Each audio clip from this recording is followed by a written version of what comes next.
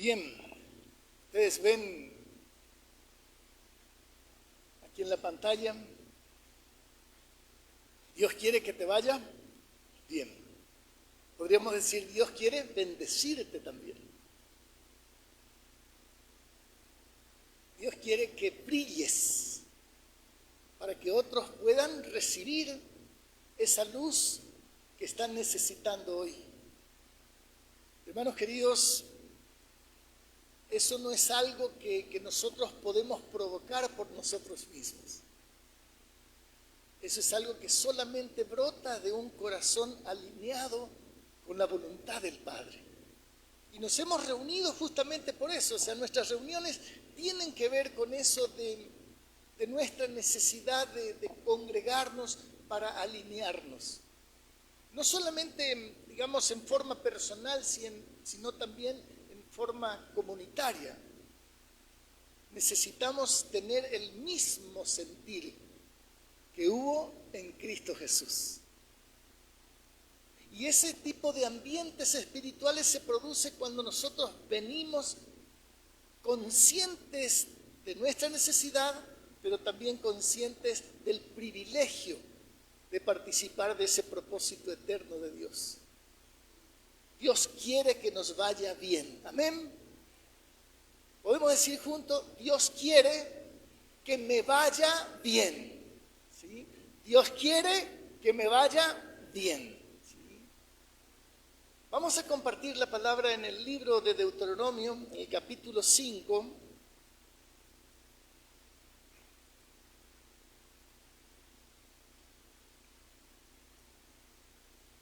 Yo quiero pedirte que por favor procures concentrarte lo más que puedas. Hagas tu mejor esfuerzo para estar con todos los sentidos puestos, porque hoy vamos a compartir una palabra que va a ir haciendo esa añadidura que Dios está haciendo en este tiempo donde estamos plantando cimientos muy importantes para la edificación de una vida, de una familia, de una iglesia que pretende estar a la altura de ese llamamiento santo con el cual todos fuimos llamados sin ningún merecimiento, por gracia, amén, por gracia.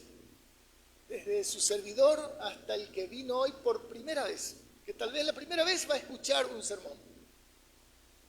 Todos tenemos la misma misión, el mismo propósito, que alguien al ver nuestras vidas quiera saber del amor de Dios que excede todo conocimiento. Amén. Así que vamos a leer el versículo 29. Este es un clamor de Dios.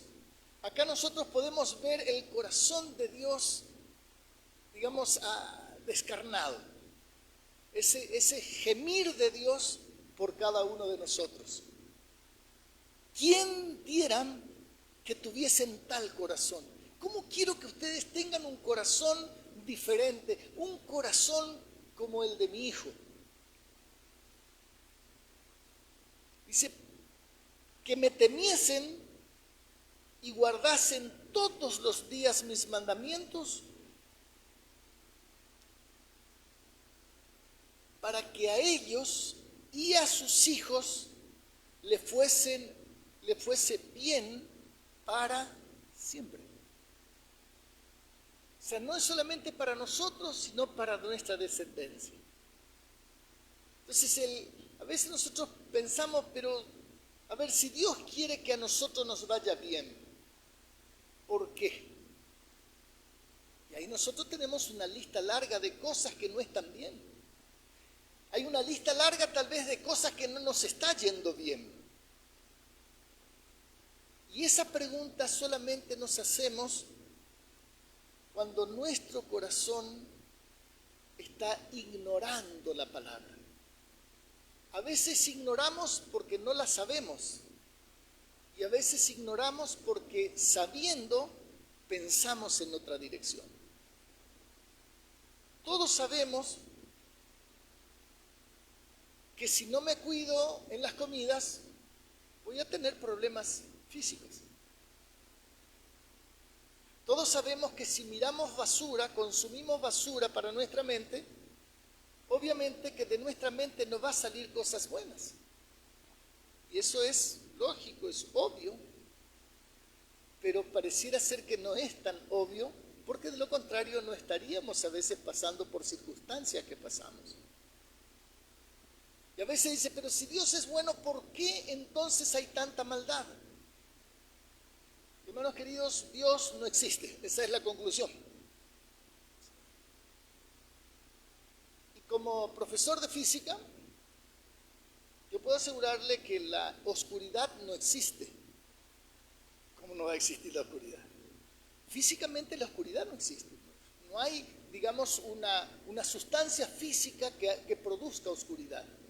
Es la ausencia de luz. Cuando no hay luz, entonces las tinieblas son las que gobiernan. De la misma manera no existe el frío. En física el frío no es una entidad, es la falta de calor lo que hace que el frío se establezca. De la misma manera, hermanos queridos, la maldad, el pecado del mundo no es porque Dios no exista, sino porque nosotros sacamos a Dios de nuestras vidas. Entonces, ese calor de Dios trae frialdad al alma. Y entonces el pecado tiene entrada fácilmente en un corazón que se aparta de Dios. Y eso nosotros lo podemos distinguir claramente en nuestras vidas. Cuando nosotros experimentamos los mejores momentos, a pesar de que nuestra circunstancia a veces no era la mejor, cuando logramos por su gracia conectar con Dios.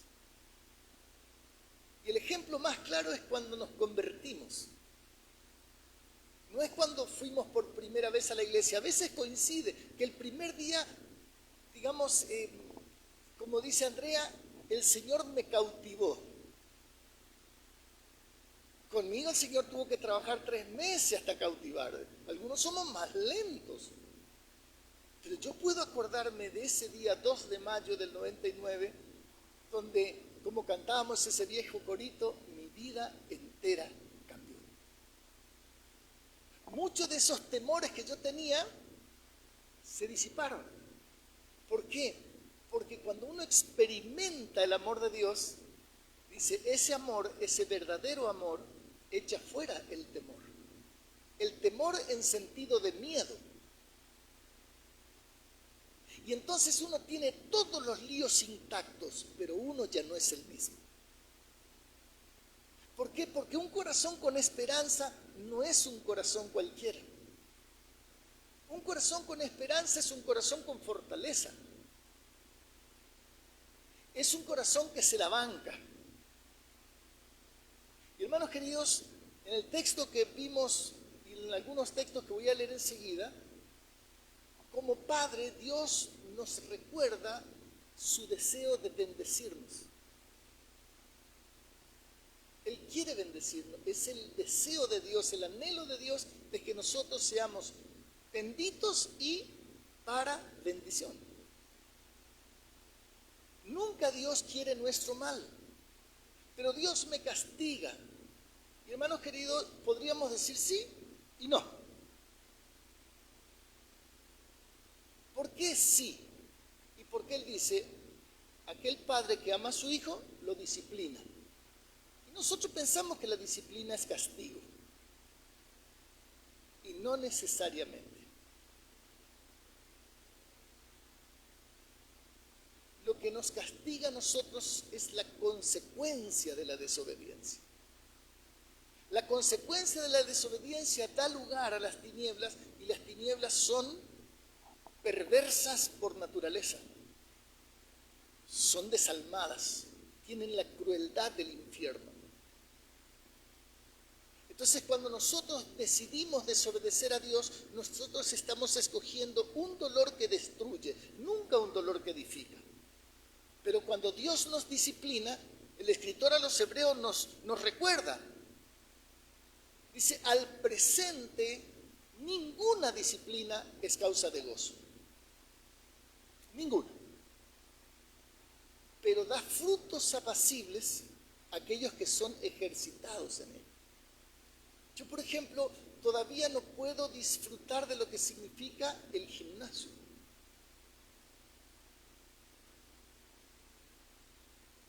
Yo no puedo creer cómo gente va contenta al gimnasio. O sea, ¿qué tienen en la cabeza? Yo fui 3 veces a Pilates y ya estoy hace 4 días con la cintura de la miseria. Ningún gozo me dio. Entonces, hermanos queridos, como familia, Dios nos recuerda que a través de Abraham, todas las familias de la tierra seríamos benditas. Te bendeciré y serás bendición. Entonces, hermanos, en la Biblia nosotros vemos cómo Dios preserva, por ejemplo, a la familia de Jacob, que después Dios le llama a Israel y de allí están los 12 patriarcas. Los hermanos de José, bueno, ellos pensaban que solucionaban un problema vendiéndolo a su hermano a Egipto. Ellos no estaban sabiendo que Dios lo estaba enviando para que cuando viniera una hambruna, ellos tuvieran a alguien en Egipto que le pudiera hacer preservar la familia. Aunque ellos intencionaron para mal, Dios lo tornó en bien. José, a pesar de lo que le hicieron sus hermanos, fue preparado por Dios para que después él fuese el que rescatara a su familia y 430 años después volvieran otra vez a lo que sería la tierra prometida, en la cual ellos estarían como extranjeros. Pero que llegaría el tiempo de Moisés, donde Dios sacaría a ese pueblo de Egipto y de la mano de Josué iban a instalarse en la tierra prometida. Mientras Jacob está buscando, formar su familia, se encuentra con un suegro sinvergüenza. Y Labán tenía un yerno sinvergüenza. O sea, estaban ahí, en empate. Pero un día le dice Dios a Labán: mira que no hables descomedidamente a mi siervo Jacob. Fíjese los detalles en los que Dios se mete. Labán, ni se te ocurra andar siendo áspero con... Ya lo trampeaste demasiado, así que quédate tranquilo. Hermanos, Dios les da 10 leyes, los 10 mandamientos. ¿Para qué? Dice, para que te vaya bien. Para que te vaya bien, procura. Fíjese el versículo 3 del capítulo 6 de Deuteronomio. Oye pues, oh Israel, y cuida de ponerlos por obra para que te vaya bien en la tierra, que fluye leche y miel y os multipliquéis, como te ha dicho Jehová, el Dios de tus padres. Entonces, cuando nosotros pensamos, pero ¿por qué Dios no me escucha? Nosotros tal vez no estamos escuchando a Dios. Dios siempre nos escucha. Ahora, Dios no nos va a dar las cosas en nuestros términos. Tienen que ser siempre en sus términos. Y el proceso de Dios no son en nuestros tiempos como a nosotros nos parezca, sino son en sus tiempos, porque Él sabe cuándo es el momento de sacar esa pieza de plata del fuego. Él sabe cuándo va a sacar ese hierro para darle martillos para que se forme ese acero. Y cuando Dios nos trata, duele. ¿Por qué? Porque Dios siempre va a llevarnos en contra de nuestra naturaleza pecaminosa que nos encanta. No hay nada más lindo que pecar. Da gusto pecar. Y algunos cometíamos con avidez toda clase de impureza, como dice Pablo escribiendo allá a los Efesios. ¿Por qué? Y porque eso nos hacía sentir bien. Ahora las consecuencias nos hacían sentir horribles. Hermanos queridos, en el capítulo 7 de Deuteronomio, nosotros leemos en el versículo 12 esto: por haber oído estos decretos y haberlos guardado y puesto por obra, Jehová tu Dios guardará contigo el pacto y la misericordia que juró a tus padres. y te amará, y te bendecirá, y te multiplicará, y bendecirá el fruto de tu vientre. Hermanos queridos, si hay una aflicción en el pueblo de Dios,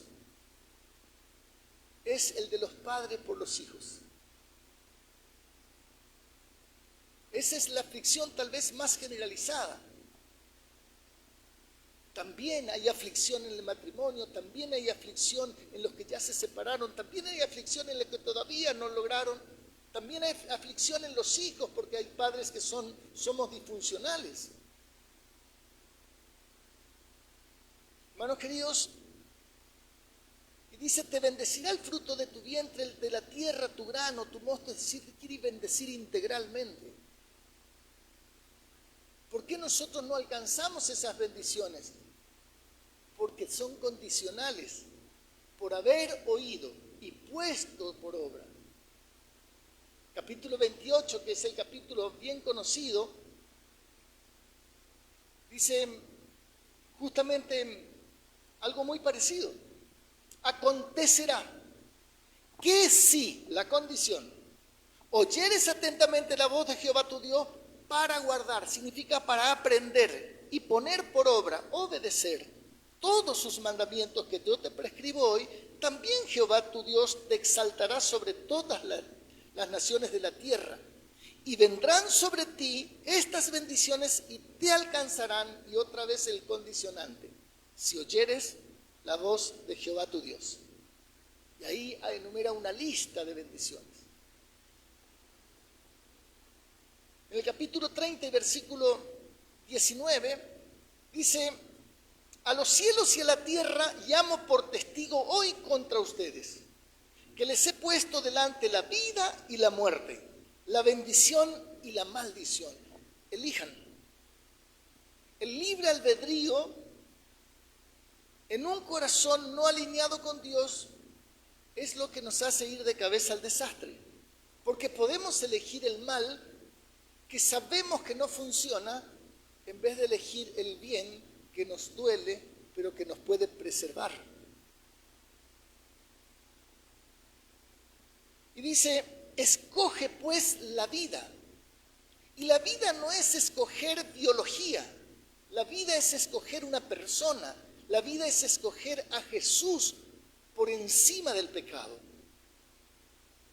La vida significa escoger a Jesús, que nos va a hacer sufrir primero y nos va a hacer disfrutar en alto grado después.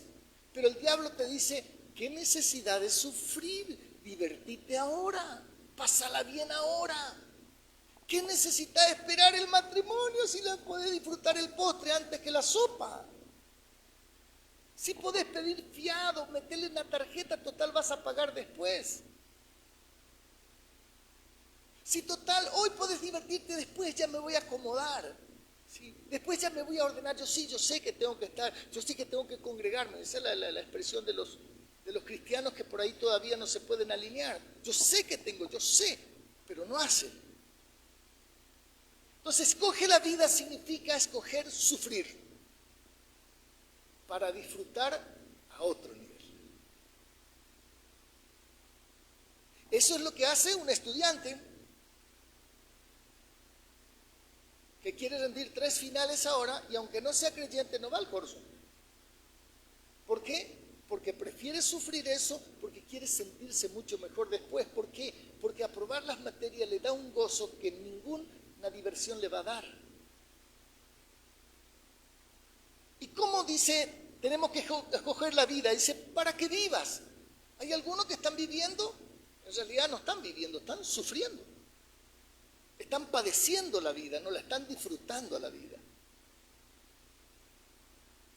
¿Por qué? Porque dice para que vivas tú y tu descendencia, y aquí está la forma de vivir que hace que en medio de las tormentas de la vida nosotros podamos tener paz y seguridad, amando a Jehová tu Dios. Hermanos queridos, esa palabra amando no es casual, no es inocente. Lo que no ames no le vas a poner todo de ti. Las cosas que no ames no vas a dar el 100%.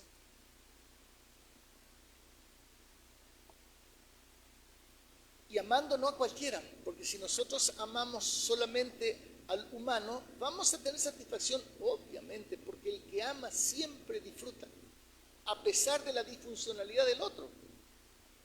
Lo que pasa es que nosotros tenemos el amor tergiversado, creemos que el amor es un tome y daca. Si vos ponés, yo pongo, entonces estamos felices, pero si yo pongo y vos no ponés nada, entonces nosotros procesamos el amor desde la perspectiva humana, torcida por el pecado de este mundo, porque no entendemos el amor. El amor no es pedir, el amor es dar. Y eso es muy difícil para un corazón no transformado. ¿Y por qué no queremos transformar eso? Porque no es justo. Amando a Jehová tu Dios. ¿Por qué? Porque si nosotros no amamos a Dios, lo que vamos a dar a nuestro prójimo es bien pobre. Es un amor de caricaturas. Es un amor made in Taiwán. Dice, atendiendo su voz, no la voz de mi interior, no la voz de mi corazón. ¿Sí? La máxima de este mundo, seguile a tu corazón. Así nos va también. Porque el corazón es engañoso más que todas las cosas y además perverso. Pero este mundo que no conoce la palabra pone esas frases que son pegajosas. ¿Por qué son pegajosas? Porque apuntan a esa parte de nuestro corazón no renovado todavía. Atendiendo su voz y siguiéndole a Él, es decir, obedeciéndole. Con entusiasmo, obedeciéndole con visión, sabiendo qué es lo que voy a lograr. O sea, teniendo en vista la meta, las consecuencias, teniendo en mente la cosecha que voy a tener. Si yo pongo una semilla que es inapropiada, voy a tener frutos que no me van a gustar. Tengo que escoger la semilla, pero tengo que trabajar en la preparación de la tierra. Tengo que trabajar en lo que significa cultivar, que es deschullar, sacar la maleza del corazón. Yo tengo que pensar que si no está habiendo lluvia natural, yo tengo que poner el agua. En una relación, cuando se está secando, si yo no tengo agüita del cielo, voy a tener problemas. Por eso el Señor Jesús dice que aquel que cree en Él, de su interior brotarán ríos de agua viva. Significa que vas a dar y vas a continuar dando porque es manantial. Pero eso no se logra leyendo 5 minutos todos los días la Biblia y dando gracias a Dios por los alimentos al mediodía. Ese es el cristianismo de un número muy importante de la iglesia que se dice renovada, que se dice ya, digamos, cambiada, nacida de nuevo. Entonces tenemos cristianos entrenados para partido de barrio queriendo jugar las primeras ligas. Por supuesto, le llenan la canasta. Y si es un boxeador, le llenan la cara de dedo. No funciona. Por más que tengamos todos los argumentos, no funciona. Dice, ¿por qué nosotros tenemos que amar, atender y seguir al Señor? Porque Él es vida para ti. Él es vida. Fuera de Jesús, nosotros tenemos muerte, tenemos destrucción, tenemos tristeza, angustia, desazón, desesperanza, un vacío en el corazón. ¿Que lo podemos llenar con cursos? Sí, pasamos 6, 7 horas, 5 horas, lo que sea, y si le podemos ayudar con un poquito de algo espirituoso, nos olvidamos de los problemas. Pero el otro día cuando nos despertamos, aparte de tener la batucada todavía en la cabeza, ¿sí?, tenemos los líos intactos y el bolsillo más flaco. O sea, tenemos más problemas. Dice, y prolongación de tus días, por eso muchos mueren antes. Fin de semana pasado una hermana nuestra tuvo una dificultad, se va al hospital, le hicieron esperar un montón porque la guardia estaba atestada de gente borracha, de gente drogada, de gente puñaleada, de gente, digamos, con heridas por accidentes. Era un lío. Bueno, y eso le llaman cultura, eso le llaman diversión. Si te muestran lo que pasa en el corso, pero no te muestran lo que pasa en el hospital, no te muestran lo que pasa en la casa de esa familia donde sus padres están en una vida totalmente desarreglada. La mentira de Satanás. Dice, a fin de que habites sobre la tierra. Habitar la tierra significa gobernar, significa administrar. Yo decido las cosas que van a pasar, entonces elijo bien mi proceder. ¿Por qué? Porque mi vida está en juego y eso es todo lo que importa al principio. Dice, pero qué egoísta el pastor. Es que si nosotros no estamos viviendo bien, ¿qué vamos a dar? ¿Cuál es la frase célebre de un matrimonio en crisis? O ya explotó.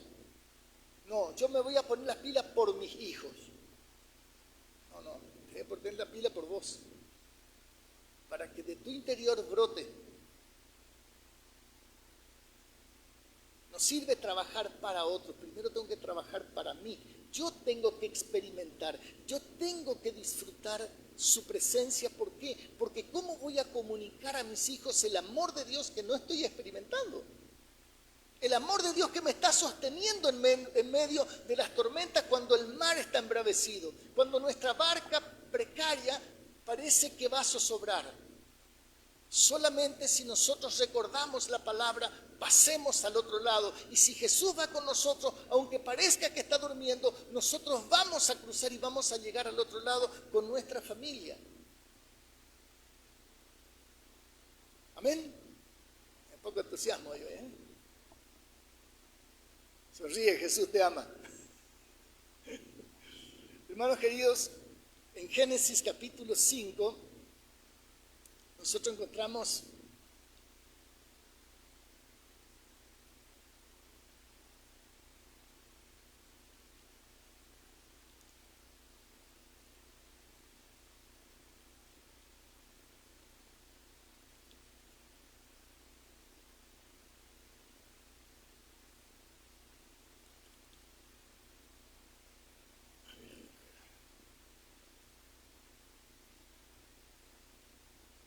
Perdón, no.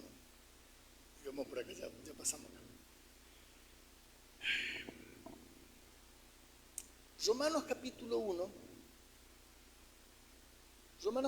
1 nos recuerda algunas cosas que a veces olvidamos porque nos enfrascamos más en las dificultades que en las soluciones.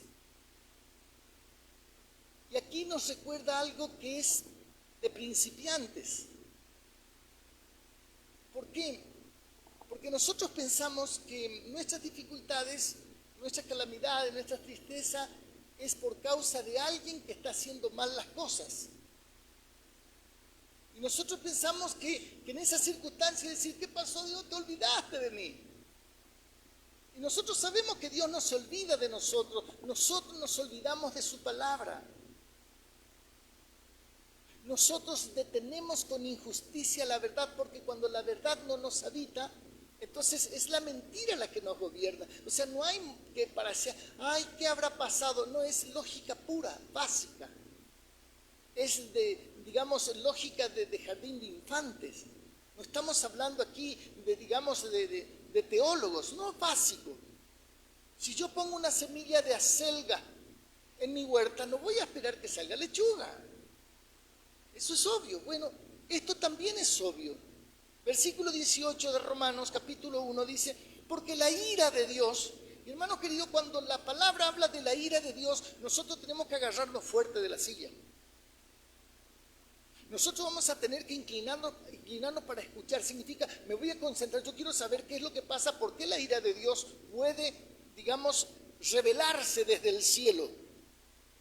Dice, ¿contra quién? Contra la impiedad, la injusticia de los hombres que detienen con injusticia la verdad. Cuando nosotros ocultamos la verdad de Dios a la gente que no conoce, o a veces a la gente que conoce y nosotros estamos comportándonos como si no conociéramos. Entonces Dios está enojado de una manera muy especial. Y cuando nosotros conocemos la palabra, pero detenemos la verdad, nosotros hacemos lo que dice versículo 22. Profesando ser sabios, se hicieron necios. ¿Usted conoce gente que anda chanfleado, pero que le predica a otro y no se corrige? Bueno, se hace el sabio, pero un necio. ¿Por qué? Porque no vive lo que predica. Y hermano querido, no significa que yo tenga, por ejemplo, hay muchas cosas que todavía no se establecen como Dios quisiera que se establezca en mi vida. Pero yo estoy peleando para que se me establezca. Entonces yo estoy procurando ser sabio, aunque todavía tengo rasgos de necedad muy importantes. No, esta palabra es para aquel que no está interesado en corregirse, pero quiere corregir al otro. El religioso,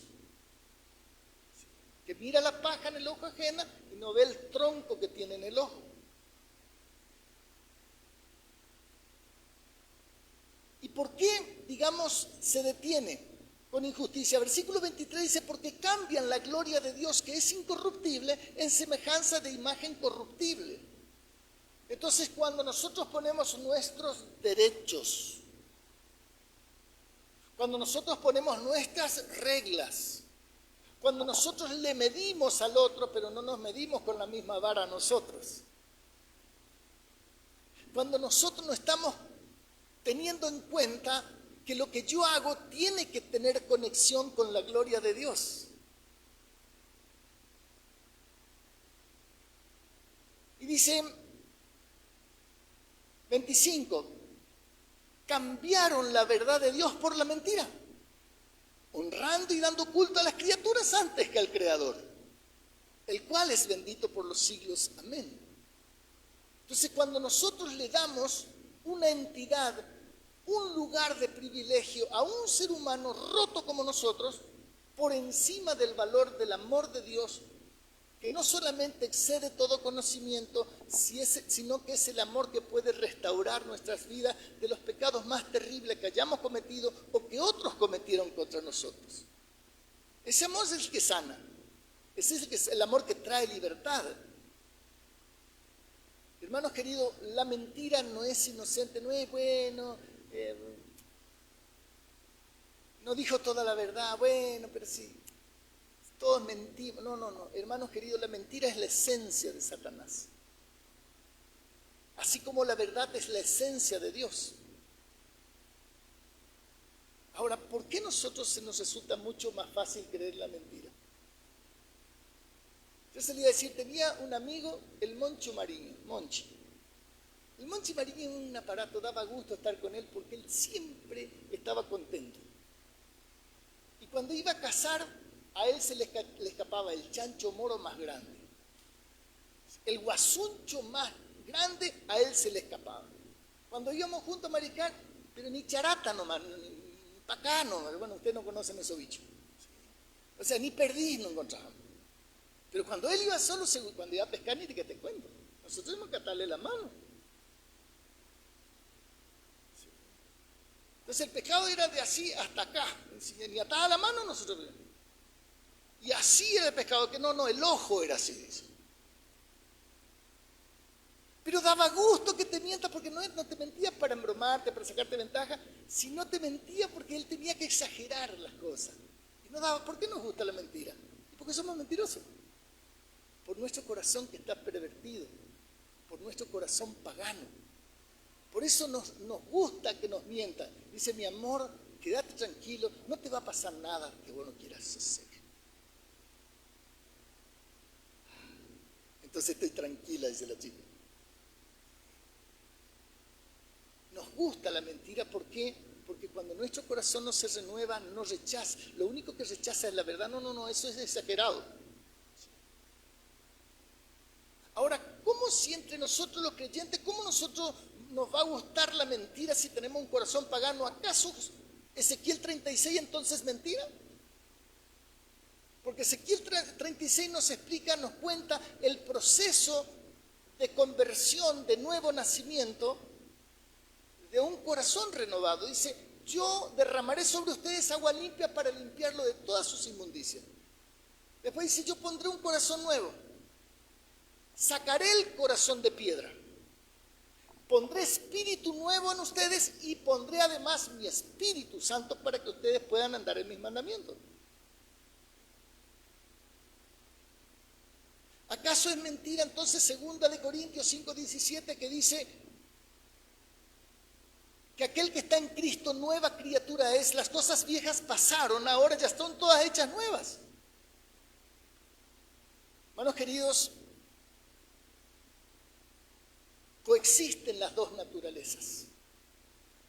La naturaleza pecaminosa está intacta en nosotros, pero la naturaleza divina también, tal como lo dice el apóstol Pedro, cuando dice que todas las cosas que son necesarias para una vida extraordinaria ya nos han sido dadas por su divino poder mediante el conocimiento de aquel que nos llamó por su gloria y excelencia, para que seamos participantes de la naturaleza divina, habiendo huido de la corrupción que hay en este mundo. El problema es que nosotros no huimos de la corrupción, seguimos con esa plataforma nueva pero con programas viejos.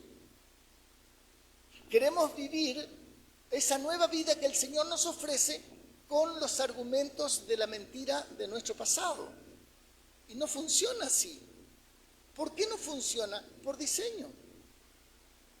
De la misma manera, si usted tiene una moto y le carga agua en vez de nafta, ¿va a funcionar? Pero si es líquido también. Además, el agua es re importante. El agua es vital para la vida. Y nosotros podemos hablar muy bien del agua, pero el diseño de la moto no está para el agua. Pero pastor, pero si hay algunos vehículos que digamos, andan con agua porque ahí tiene un procesador que hace, digamos, una electrólisis, y entonces el hidrógeno va y el oxígeno también y ahí se produce. Sí, bueno, pero la moto que nosotros compramos no tiene ese sistema. Entonces no funciona. ¿Por qué? Porque yo no puedo querer una vida nueva con los programas viejos. O sea, lo puedo hacer, pero voy a vivir, digamos, engañado. Entonces, ¿cómo hacemos con esas dos naturalezas que coexisten en nosotros? Proceso de santificación. Si nosotros alimentamos al Espíritu, si nosotros alimentamos, le ponemos ficha a esa nueva naturaleza, va a gobernar la vieja naturaleza. Por eso nosotros después podemos resistir el pecado que antes no lo podíamos resistir. Pero si nosotros andamos descuidados, nosotros no necesitamos hacer esfuerzos para pecar. El pecado nos sale natural, como dice el Diójano. ¿Qué tan natural hablamos? Entonces, hermanos queridos, a quien nosotros le alimentemos es el que va a gobernar nuestras vidas y va a gobernar las consecuencias también. Y si nosotros podríamos definir de alguna manera el pecado, es separación de Dios. O sea, me aparté de Dios. Ese es el pecado. Después lo que hacemos después son los pecados. Y entonces cuando yo me separo de mi papá, entonces yo me quedo como huérfano. Y el corazón de huérfano es papita para el loro, para el diablo. Génesis 3. ¿Qué es lo que dijeron? Tuve miedo. Me escondí. Desde aquella vez de esa comida que no debió comerse nunca, nosotros estamos teniendo miedo y estamos escondiendo nuestras debilidades. No le mostramos al otro las debilidades. Entonces le engañamos a todo el mundo. ¿Hay alguno que todavía sigue engañando aquí en esta sala? Yo. Todavía estoy peleando con esa vieja naturaleza. Cuando ando abriendo la boca, la mosca seguro que me entra. Igual que a usted, aunque no levantó la mano, no se animó. Nada que decir, ¡ay, qué pecador que son! Sí, ahí está. Son toda una manga de pecadores. Y hermanos queridos, esa es la respuesta a todos nuestros males. Dios fuera. Por eso este sistema, el mundo entero está bajo el maligno. Entonces, ¿Dios fuera de quién? Dios fuera de la familia, Dios fuera de las escuelas. Pero no hay problema si podemos hacer tincunaco, podemos hacer, ¿no es cierto?, la chaya, que la pachamama en las escuelas, no hay problema aquí. Prohibimos la Biblia en las escuelas, pero queremos que le llevemos Biblia a los presos. Si le lleváramos a los niños la Biblia, probablemente no tendríamos que andar llevándole a los presos. Pero este mundo está gobernado por el maligno y el maligno tuerce todo al revés. Y eso distorsionó absolutamente todo. Distorsionó nuestra identidad en Cristo. ¿Por qué? Mire, mi hijo permanentemente va a decir, cuando me saluda me dice, te amo, papi. A ellos les sale natural. Porque ellos crecieron con papá. Pero yo que nunca estuve con mi papá en casa, a mí me costó horrores, años decirle a Dios que le amo. Y todavía cuando por ahí ando medio chanfleado me cuesta decirle te amo. Mi identidad en Cristo se rompió de una manera terrible. No me es natural, yo necesito tener un ambiente espiritual para poder sentir el amor de Dios. Para sentir esa seguridad de que Él me ama. Y hermanos, yo les aventajo a muchos de ustedes, pero largamente en el conocimiento y en experiencia de Dios. Pero el pecado es tan destructivo y tiene efectos residuales que duran toda la vida, algunos de ellos. ¿Por qué? Porque destruyen profundamente ese aparato emocional. Pero no solamente afecta, digamos, nuestra identidad, sino en el matrimonio. ¿Por qué nosotros desobedecemos ese consejo? No separe el hombre lo que Dios ha unido. ¿Por qué nosotros justificamos el divorcio?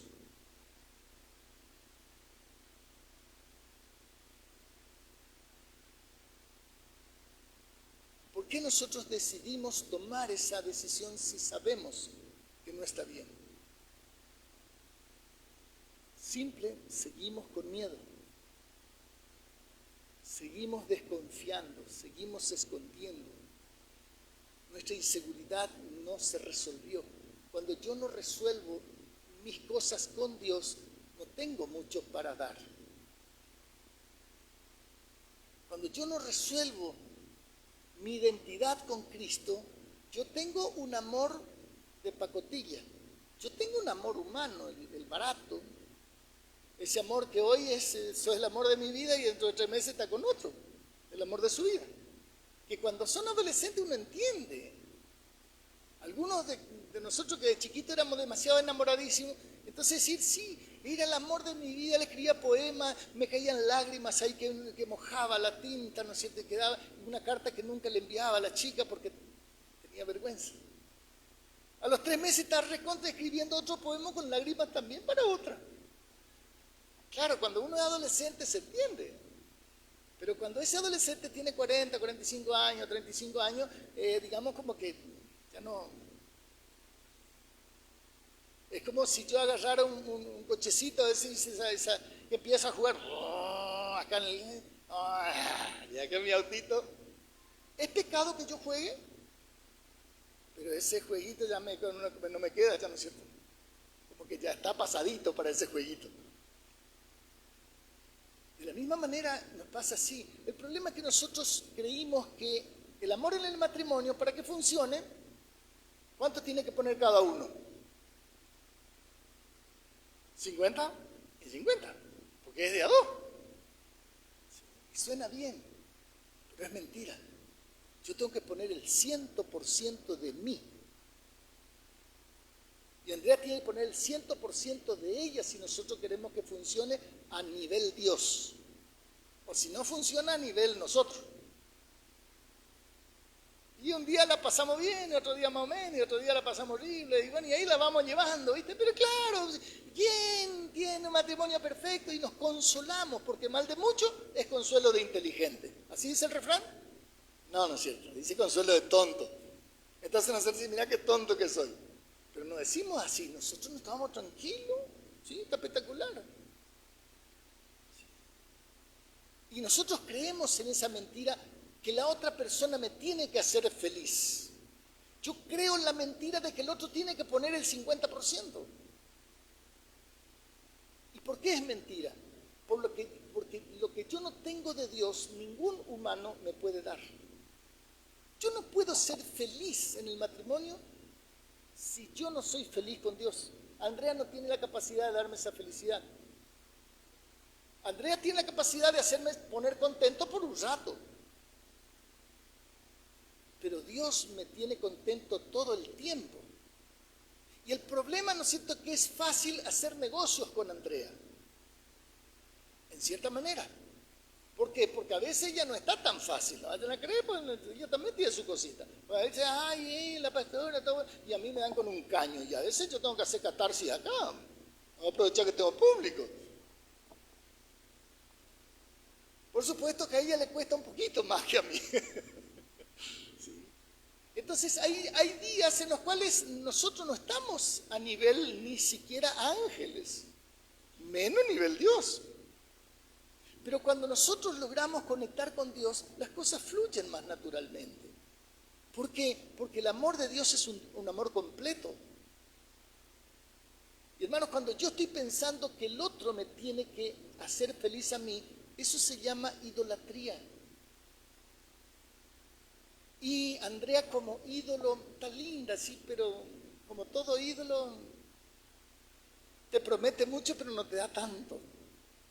Imagínense lo que le pasa a ella, menos todavía. Te da menos resultado que el Gauchito Gil. Menos resultado que a San Antonio puesto de cabeza, ¿viste? Para ver si conseguís novio. ¿Por qué? Porque no tienen poder. Entonces, por eso, hermanos queridos, cuando nosotros hacemos eso, estamos haciendo lo que dice Dios a través de Jeremías.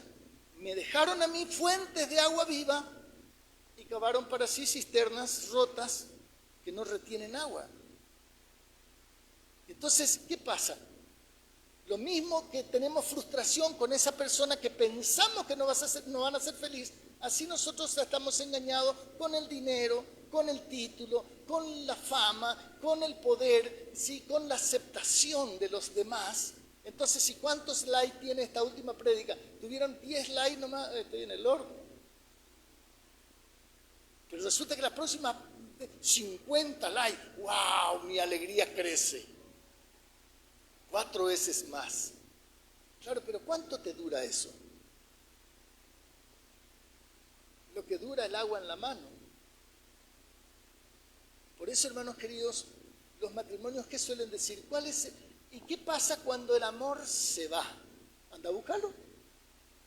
No es el divorcio. El divorcio no es la solución. El divorcio es el problema. Porque cuando lo tenés al salvaje ese, tenés un problema, pero cuando se vaya al salvaje va a tener más problemas. Entonces, esa salvaje que te hace doler la cabeza, ¿no es cierto? Cuando se vaya te va a hacer doler peor la cabeza porque se va a estar enojada. Y una mujer enojada es difícil. ¿Eh? ¿Por qué? Porque va al juzgado y dice que vos le pegaste. ¿Sí? Y yo te creo, hermana. Está en el horno. La cantidad de muchachos que están en cana porque, digamos, yo te creo, hermana. Pero cuando la mujer le pega al hombre no pasa nada. No me diga que va a llorar porque te pegó una mujer. Entonces, hermanos queridos, nosotros vivimos engañados. Ahora, ¿qué pasa con nuestros hijos? ¿Cómo nosotros tratamos, por ejemplo, el pecado de nuestros hijos? ¿Qué pasa si Dios te dice, mamá, papá, yo fui injusto con mis compañeros? Si yo le eché la culpa, no tenía la culpa. Usted le echa de la casa, por supuesto, como decía, porque lo injusto. No sé si usted leyó 1 Corintios, capítulo 6, versículo 9. ¿No sabéis que los injustos no heredarán el reino de Dios? No le dice, mira, en mi casa esas normas, ¿no es cierto? No se pueden violar nuestras normas. Así que si vos fuiste injusto, fuera de la casa. ¿Usted le echa a su hijo porque fue injusto? No, no sé. Esperaríamos. Si no, ya el pase acá vamos a liberarle. Vamos a orar para echarle fuera a los demonios. Ahora, pero también dice, los idólatras, después dice los ladrones, los avaros, los borrachos, los que maldicen, los que estafan, no, tampoco heredarán el reino de Dios. Entonces, cuando tu hija te roba plata, ladrón, ¿te echas de la casa? Ah, dice, pero ¿por qué no te va? A veces te lo dice directamente. Te tenés cansado, meter podrido, etcétera, y algunos con otros repiten. ¿Alguna vez le contestó así su hijo? ¿A nosotros? No nos contestaba así con palabras groseras porque, bueno, sabían que había consecuencias inmediatas. ¿Sí? Pero por lo bajo yo me imagino lo que me habían dicho.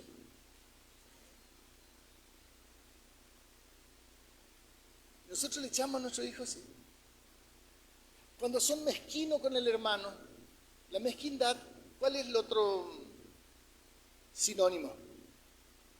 Avariento. Y la avaricia es idolatría. ¿Usted echó a su hijo por idólatra alguna vez? No. Pero ¿qué pasa cuando dice, mamá, papá, estoy embarazada? Tiene 14, 15 años. Se te viene el mundo abajo. Porque mintió, no se te viene el mundo abajo. Pero ese tampoco se va al cielo, se va al infierno. Los mentirosos no heredarán. ¿Y qué tal si te dice, mamá, yo soy gay, soy lesbiana?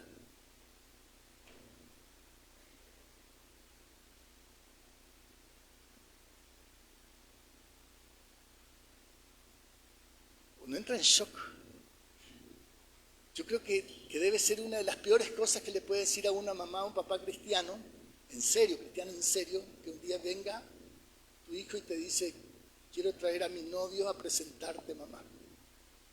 Quiero traer a mi novio para que duerma conmigo en la casa. ¿Qué hacemos? ¿Qué te pasa?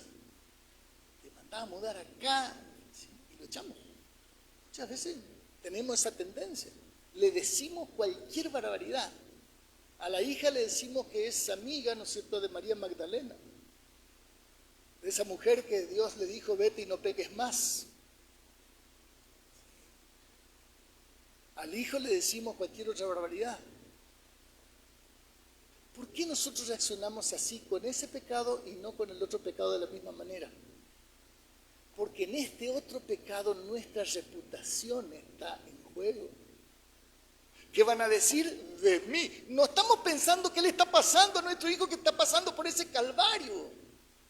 No estamos pensando en el lío que tiene su alma, su corazón, el daño tan profundo que tuvo que llegar a esa instancia de elegir lo que sabe que nunca le va a hacer feliz, pero necesita creer en algo.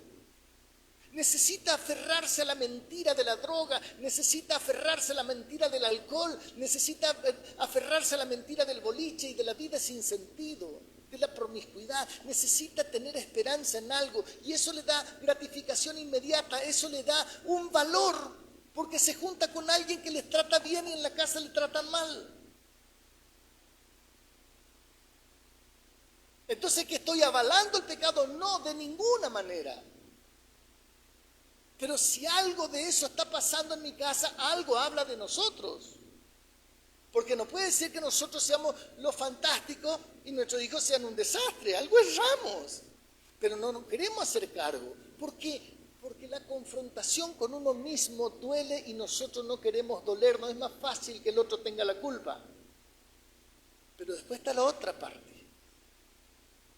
Nosotros podemos hacer nuestro mejor esfuerzo, nuestro mejor papel con las cosas que tenemos. Somos padres, digamos, promedio y tal vez un poquito más, porque como somos cristianos, esos valores se enseñaron en casa, de alguna manera escucharon, porque los trajimos a la iglesia. ¿Sí? Y triste cuando no los traen a la iglesia, no, pero molestan. Bueno, el problema cuando los chicos molestan no es dejarlos en casa, es educarlos en casa. Pero nosotros tomamos siempre el camino más fácil. Que se queden en casa y no están expuestos a los... Y después cuando crecen, nosotros no sabemos por qué se nos van de la mano.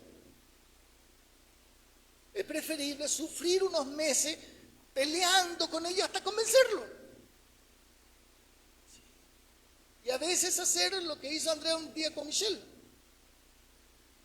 Eso sacó, le fue al baño, le sacó una ramita, le metió una chicotazo y justo entra la jueza. ¡Ah! Está golpeando. ¿Sí? Pero después de esa chicoteada nunca más jodió. ¿Por qué? Porque los chicos pueden ser terribles, pero no son tontos.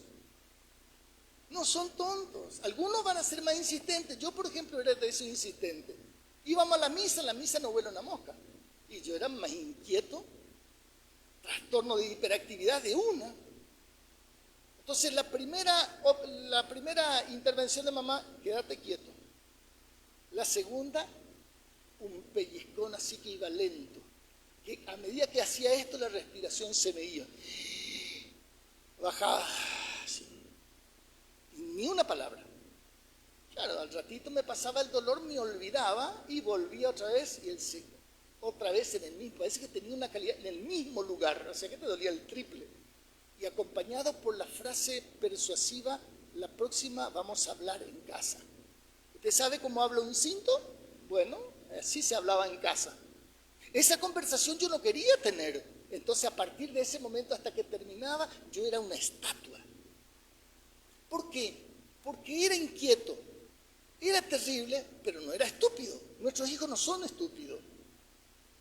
Cuando ellos saben que los límites se van a ejecutar, ellos van a tomar conciencia. ¿Por qué? Porque saben las consecuencias. Ellos empiezan a confiar en nosotros, que si nosotros le decimos, le cumplimos. El problema es cuando dice, te voy a pegar, mira que te voy a hacer, y nunca le hace nada. Entonces, el ruido ni te escucha el ruido. Si ni te escucha. Hermanos queridos, nosotros necesitamos urgente entender esto. ¿Qué hizo Jesús con los pecadores?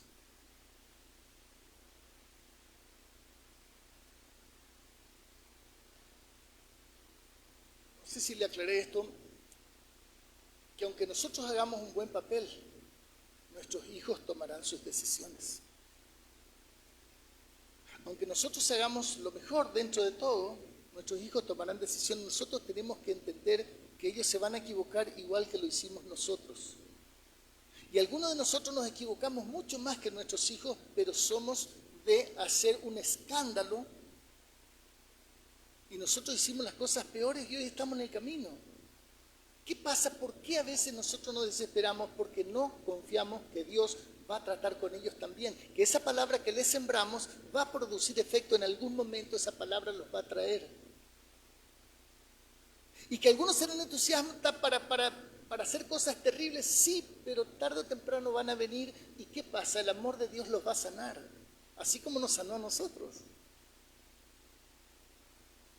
Por eso, si nosotros no tenemos confianza en el Señor, nosotros andamos en un tembladeral emocional. ¿Por qué? Porque tenemos miedo. ¿Qué le va a pasar a mi hijo? ¿Qué le va a pasar? Y lo mismo que nos pasó a nosotros, comer tierra a 4 manos. Y algunos pueden morir en el intento, sí, es cierto. Es cierto que a veces algunos morirán. Pero nosotros no podemos evitar. Nosotros tenemos que despegarnos de la conducta de ellos. ¿Por qué? Porque ellos y Dios es el trato, no ellos y nosotros ya. Cuando ellos crecieron, ellos ya son responsables de sus actos. ¿Qué nos queda a nosotros? Orar. Y entender que si nosotros no morimos en el intento, y bueno, fue la pura gracia. ¿Y por qué otros mueren? Por pura gracia. Porque tal vez si Dios lo dejaba con vida, quién sabe qué otras cosas pasarían. A veces Dios toma la decisión de llevarnos antes de tiempo para no perdernos. Pero el corazón no informado por la palabra, no informado por el Espíritu, es un corazón que es pagano, nos guste o no. Eso es otra historia. Ahora, ¿cómo Jesús trató con los pecadores? A ver, Marcos 10:17.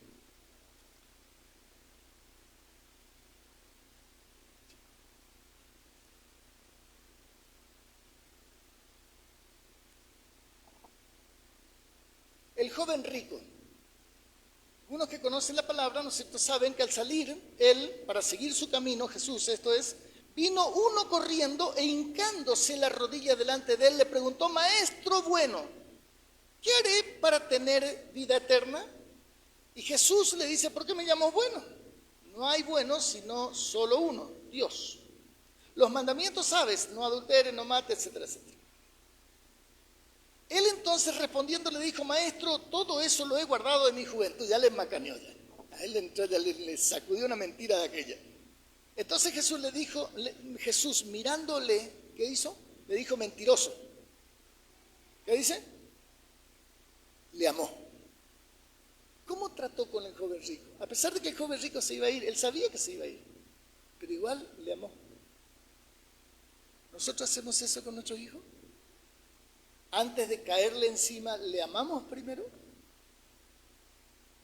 ¿A nuestro cónyuge le amamos primero? ¿A nuestros padres le amamos primero? ¿A nuestros hermanos? Por ahí nosotros no estamos teniendo la fortaleza y los resultados que nosotros queremos porque no estamos siguiéndole a Él, oyendo su voz. En Lucas 7:36, nosotros nos encontramos con una mujer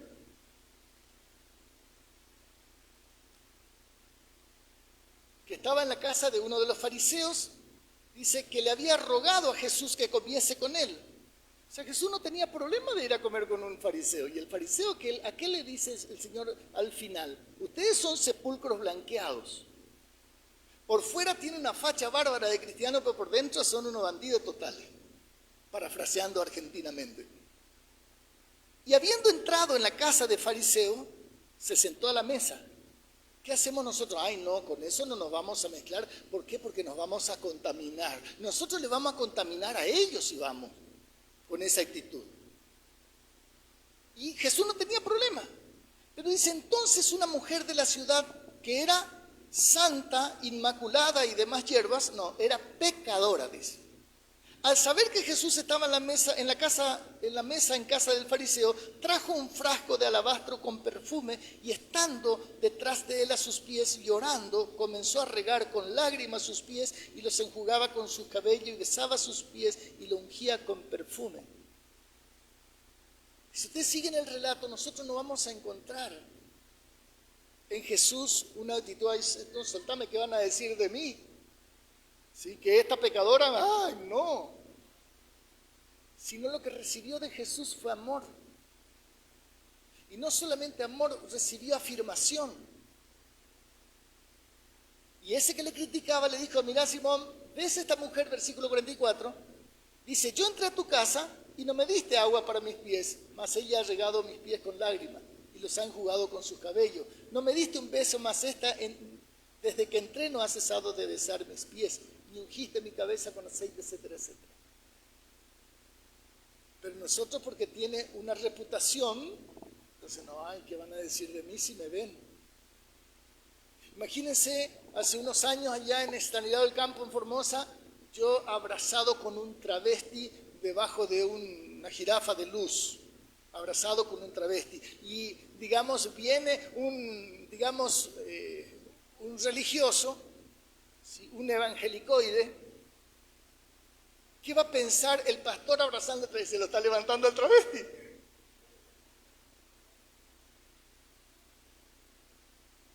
Pero ese chico recibió un poquito de amor, quién sabe después de cuántos años. Pero miramos las apariencias, juzgamos según nuestro corazón. Ese travesti al otro día estaba en el culto. Y ese travesti lo perdimos porque no teníamos una iglesia preparada para amar a aquel a pesar de sus circunstancias. Pero nosotros no tenemos problema de abrazar a un mentiroso. No tenemos drama. No tenemos drama, ¿no es cierto?, de abrazar a alguien que digamos, hizo cosas que no debía, y seguimos acá, le damos un abrazo, pero al traer no. La prostituta no. Entonces, hermanos queridos, ¿qué le dijo el Señor a Zaqueo? Zaqueo, bájate, voy a ir a comer a tu casa. Zaqueo no le preguntó si, digamos, no le invitó que quería que venía a comer a mi casa. No, él le dijo, Zaqueo, delante de todos, Zaqueo, yo voy a ir a comer a tu casa. ¿Qué es lo que mostró Jesús? Porque a todos les puso en vereda, a todos le provocó una crisis que lo llevó a la persona a ser diferente. Zaqueo dijo, yo voy a devolver 4 veces a todos los que les he defraudado. A la mujer sorprendida en adulterio le dijo, ¿hay alguno más? Yo no te condeno. Él que podía condenarle no dice, vete, pero le dijo, no peques más. Entonces, ¿qué mostró Jesús para corregir y para restaurar? Amor, gracia, misericordia, verdad. Así tenemos que corregir a nuestros hijos. A ese hijo que viene maloliente, de estar borracho, fumando y quién sabe otras cosas más. ¿Sabe qué? Ese hijo está destrozado, está destruido. El mundo no tiene piedad de él, no tiene piedad. Y viene a casa y tampoco encuentra piedad. ¿Dónde va a encontrar algo de amor? ¿Dónde va a encontrar a ese hijo? Hay que abrazarlo, no queda otra, no merece que le abrace, pero si nosotros le echamos, es como si viene alguien, ¿no es cierto?, que se desparramó como estornudo de ñato, y si nosotros lo recibimos con un abrazo, ¿dónde va a encontrar amor? ¿Dónde va a encontrar? ¿Cómo nos encontró el Señor y cuántas veces nos levantó el Señor? Y no merecíamos un pito. Lo único que merecíamos es que nos mande al infierno. A todos nosotros, a todos, ni uno se salva aquí. Así nos trató el Señor. Dios quiere que nos vaya bien. Eso no quiere decir que no vamos a poner límites. Claro, ¿cómo no vamos a poner límites? Porque el amor sin límite genera inseguridad. El chico no sabe ni lo que está bien, ni lo que está mal, no sabe que si está haciendo, o sea, está inseguro, es una persona que digamos es carne de cañón para el diablo. Pero el amor sin límites, el límite sin amor va a provocar rebeldía. Porque el límite sin amor es grosería, es violencia, es prepotencia. Eso no edifica el carácter, eso está edificando un violento, una violenta para el día de mañana. ¿Por qué nos es tan difícil a nosotros ser como Jesús? Porque somos orgullosos. Porque a mí no me vas a llevar por delante, porque conmigo no vas a... Porque yo... ¿sí? Empezamos a poner los límites, ¿no es cierto?, a la manera del mundo. Por supuesto tenemos los resultados del mundano. Pero nosotros estamos esperando que Dios se haga presente cuando nosotros estamos invitándole al diablo a que se haga presente. Él está a la puerta y golpea. Y cuando nosotros le dejamos entrar, cuando nosotros manifestamos amor, gracia, verdad, misericordia, ahí puede entrar Jesús a restaurar en nuestros hogares. No se puede hacer de otra manera. ¿Por qué nos cuesta tanto? Porque 1 Corintios capítulo 13, que habla del amor, nosotros queremos aplicarle al otro. Y lo primero que dice, el amor es sufrido. El amor es sufrido.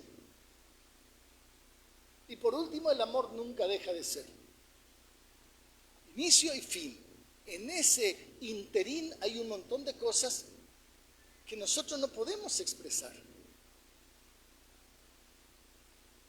O sea, para nosotros no es difícil amar a manera de 1 Corintios 13. Para nosotros es imposible amar a la manera de 1 Corintios 13 con nuestra fuerza, en nuestros términos. Es imposible. Pero si Dios está en mí, eso tiene que fluir. Al principio hay que empujarlo, ¿sí? Hay que hacerle cesárea a ese amor. No tiene parto normal, ¿sí? Hay que echarle, hay que traer la gendarmería y sacarle a la fuerza, agarrándole las patas como el policía en la manifestación. Si uno en la pata, otro le pone en la cabeza, decía, así hay que sacarle a ese amor de Corintios 13 al principio. Pero después va a empezar a fluir. ¿Por qué? Porque la satisfacción que da esa clase de amor, que es más bienaventurado dar que recibir, entonces eso promueve que nosotros queremos más de ese amor. Nosotros queremos más de ese amor. El problema es que ese amor hay que trabajarlo. ¿Sí? Yo necesito experimentar lo que Jesús le transmitió a esa gente pecadora. Y eso duele. Duele cuando tu cónyuge te falla.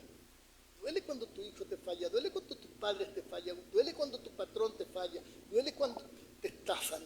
Todo duele. Ninguna de esas cosas tiene solvente indoloro. Por eso nosotros necesitamos, si queremos que nos vaya bien, nosotros necesitamos convertir nuestra alma. Por eso el Señor le dice a Jeremías, Jeremías, vos te estás quejando, estás meditando fuera del recipiente, pero si te convirtieres, yo te restauraré.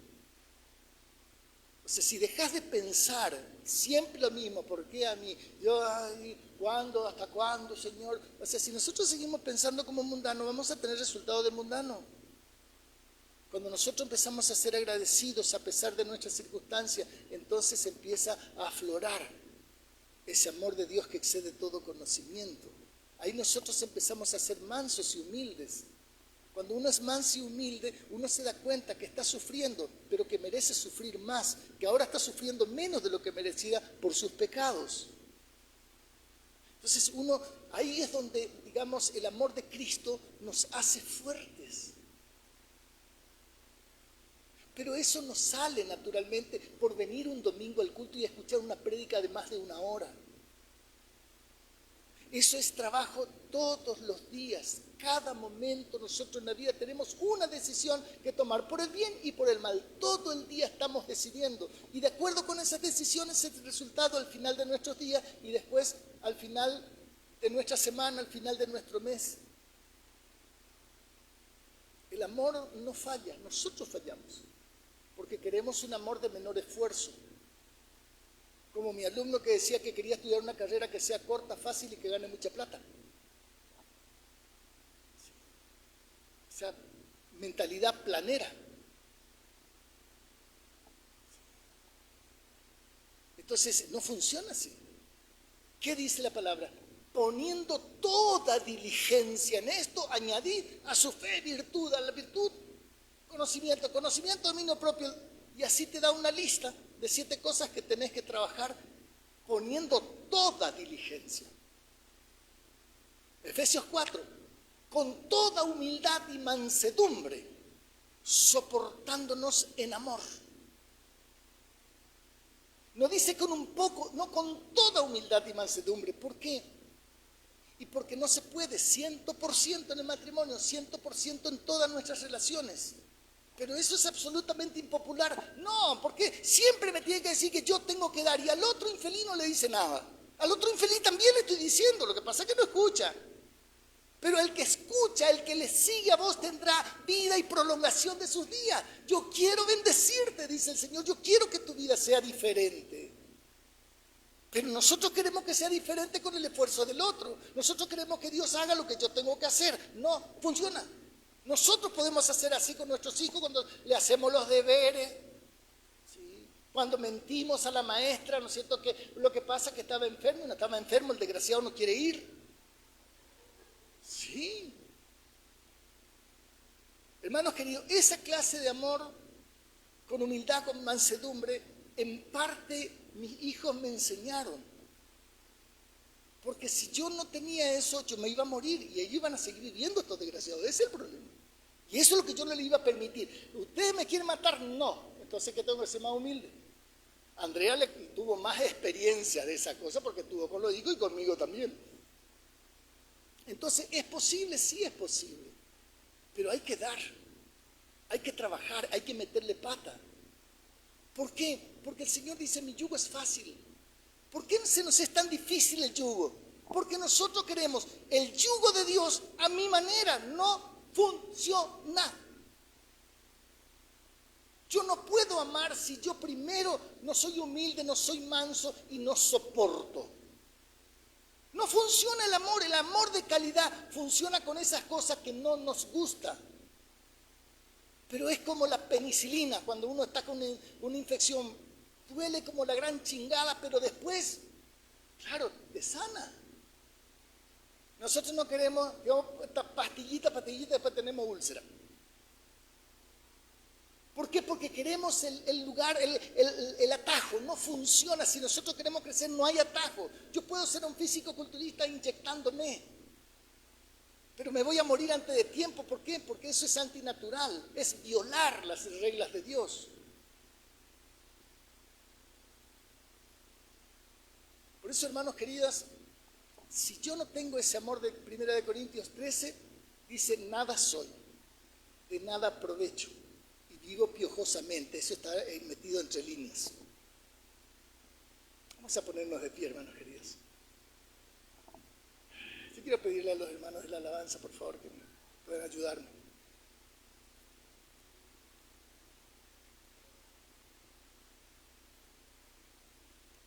La pregunta que es, digamos, como retórica, ¿quieres salir de las deudas?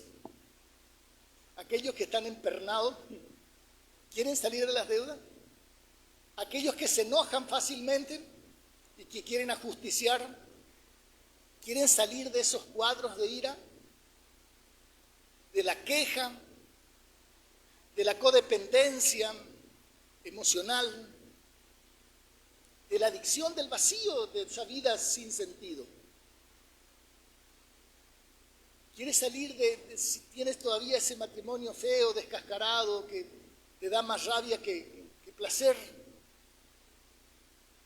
¿Quieres que tu familia comience a tener olor a familia? Te va a doler mucho.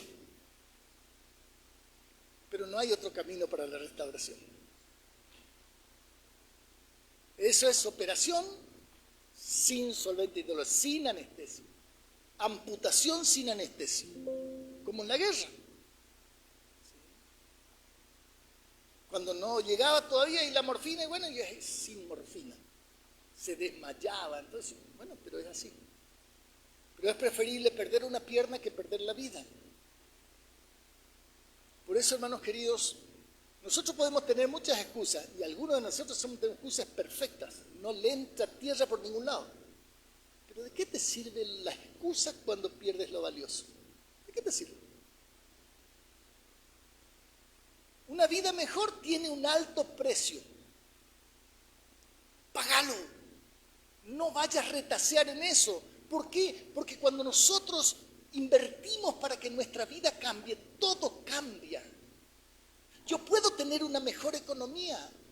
Yo dejo de estar dependiendo que el otro me haga feliz, porque yo tengo quien me hace feliz y que nunca me dejará, que nunca me desamparará. Yo tengo un Dios que nunca falla. Yo tengo un Dios que nunca llega tarde, a pesar de que a veces nosotros creemos que llega tarde porque no llegan nuestros términos. Pero ¿sabe qué? Cuando te decidas levantarte, el diablo te va a atacar como nunca. Te va a abrumar con la mentira, no tiene sentido. ¿Cómo vas a seguir soportando? No vas a poder, vos sos un inútil, si es ya siempre. ¿Qué va a venir acá con perdón? ¿Qué le va a pedir perdón a Dios si ya mañana vas a hacer otra vez lo mismo? El diablo te va a abrumar, te va a acorralar, te va a gritar para que la voz de Dios no se escuche.